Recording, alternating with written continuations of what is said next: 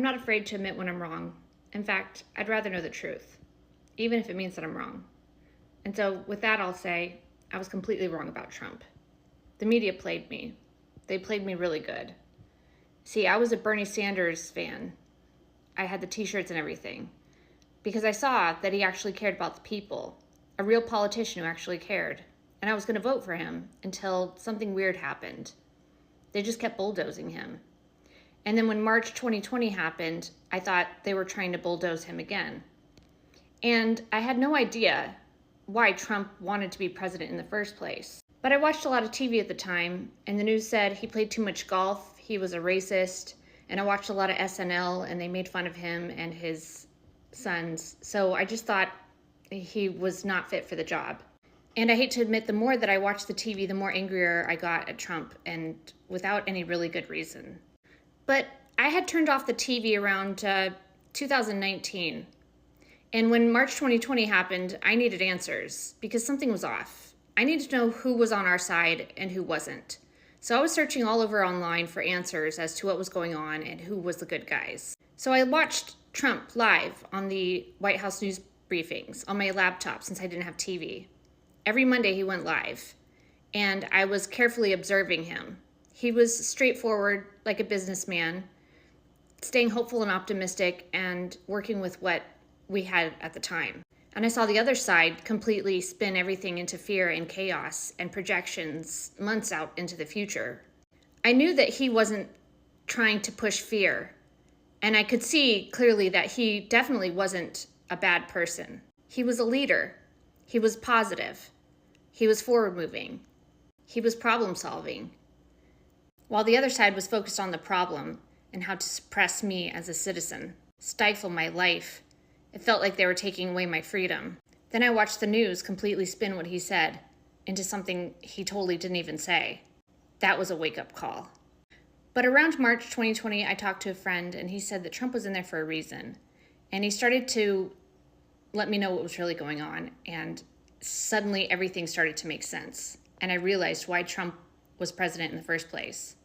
At that point, all I cared about was good people who were protecting my country and my freedom. Whether it was Bernie or it was Trump. I was just glad that somebody was on my side. I'll say I had the TV off for about a year when I woke up to Trump being a good guy. A lot of people in your ear, a lot of media, a lot of hearsay can really screw up your logical thinking process. It did mine. And I was doing a lot of positive thinking and meditating, so I was able to stay calm even in that difficult situation. I was able to stay hopeful and optimistic because I knew there were good guys. I knew there was somebody fighting for us. I'm sorry to say that this election, I can't vote for a woman, although I really want a woman in the White House. But for me, this isn't about a man versus a woman. This is about who's going to protect our country, our freedom, and the freedom of future generations. Trump is a person who should lead this country. He's made several statements saying, "I'm returning power to you, and the best is yet to come." He also said, "I can't tell everybody what's really going on." When it comes down to a leader of our country, we can't look at outer appearances. We have to look at their character. Trump is a businessman who worked his way up to the top. He didn't drug deal. He didn't people traffic. He's never even drank alcohol his entire life. But everybody calls him a racist. I can't recall any words that he's ever said that were racist. And then the whole grab him by the pee. If you watch that clip, there's a lot more that's going on. In fact, there's been quite a lot more that's been going on that we don't really understand. Put your fear aside, put your judgments, put your anger aside, and think clearly. Who's fighting for your country? Who's fighting for your rights and your freedom? This isn't about man versus woman, and this isn't about the person who smiles the most or giggles the most. It's about the person who addresses topics, solves problems, and protects freedom of our country. Take another look at him, because you're missing it.